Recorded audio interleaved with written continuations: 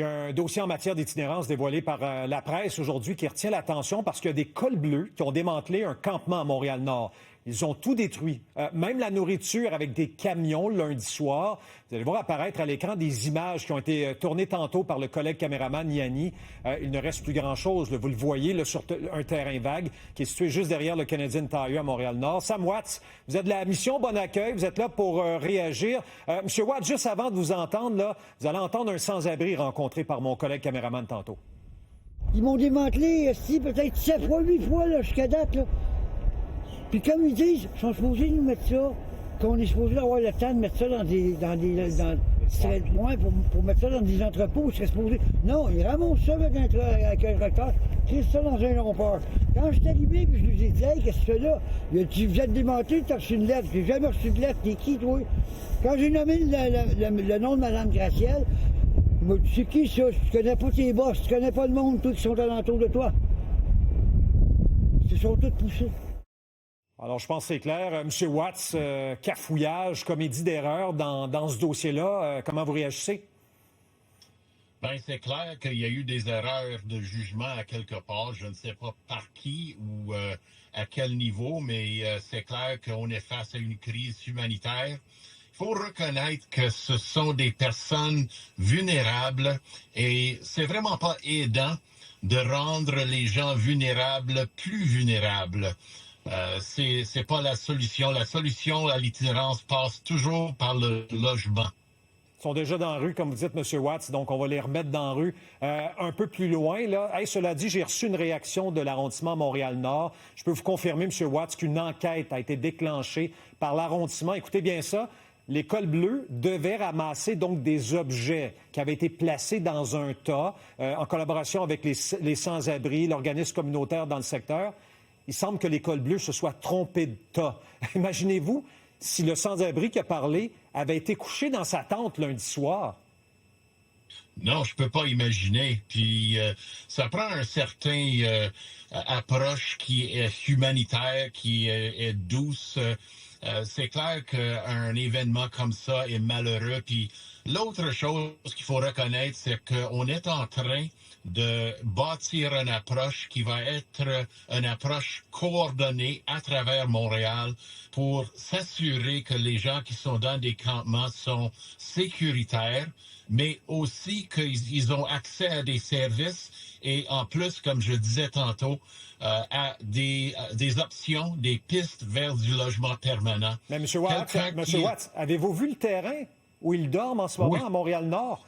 Il y a des flaques d'eau, c'est de la boue.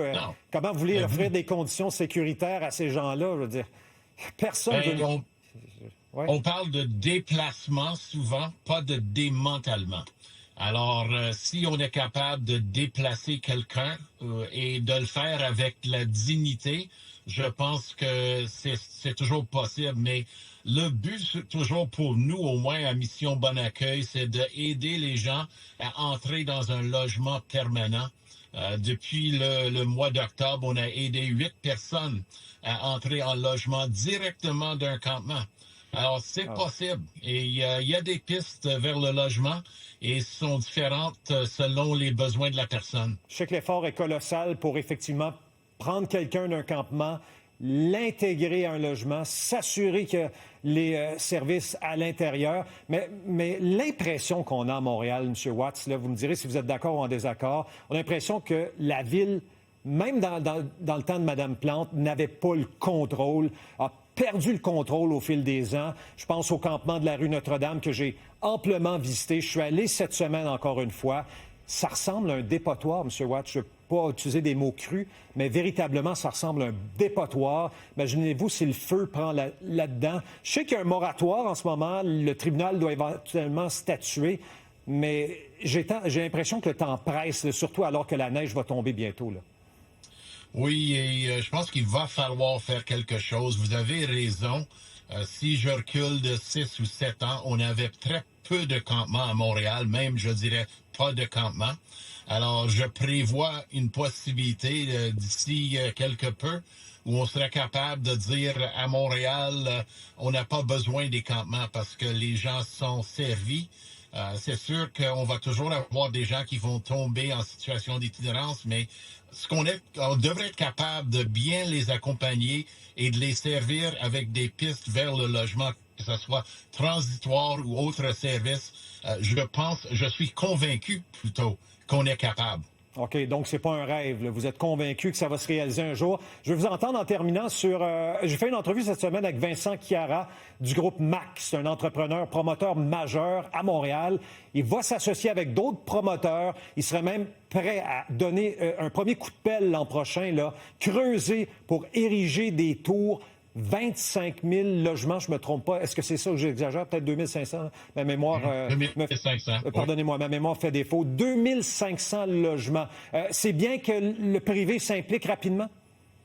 Oui, c'est bien que le privé s'implique, mais il faut que le privé suit les consignes des acteurs comme nous, parce que l'idée de créer des ghettos pour les gens qui étaient en situation d'itinérance, c'est pas une bonne idée. Il faut les intégrer dans des communautés avec un soutien psychosocial.